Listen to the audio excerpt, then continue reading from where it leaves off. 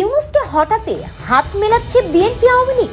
বিস্তারিত জানতে আমাদের সাথেই থাকুন। বিএনপি 17 বছর ধরে একটি নির্বাচনের জন্য আন্দোলন করছে উল্লেখ করে দলের স্থায়ী কমিটির সদস্য গয়েশ্বর চন্দ্র রায় বলেছেন, এই নির্বাচনের দাবি নতুন কিছু না, ইতিবাচক কথা। ডিসেম্বরের মধ্যেই নাকি নির্বাচন হবে। এটা সত্য কি মিথ্যা জানি না, তবে এই নির্বাচন ইউনিয়ন পরিষদের নির্বাচন নাকি জাতীয় সরকার নির্বাচন হবে সেটা একটা বিরাট বড় প্রশ্ন। আমরা কি 17 বছর ধরে আন্দোলন করছি স্থানীয় নির্বাচনের জন্য? না, আমরা আন্দোলন করছি জনগণের ভোটে নির্বাচিত একটা পার্লামেন্ট সরকারের জন্য। সংস্কারের জন্য আর কত সময় লাগবে?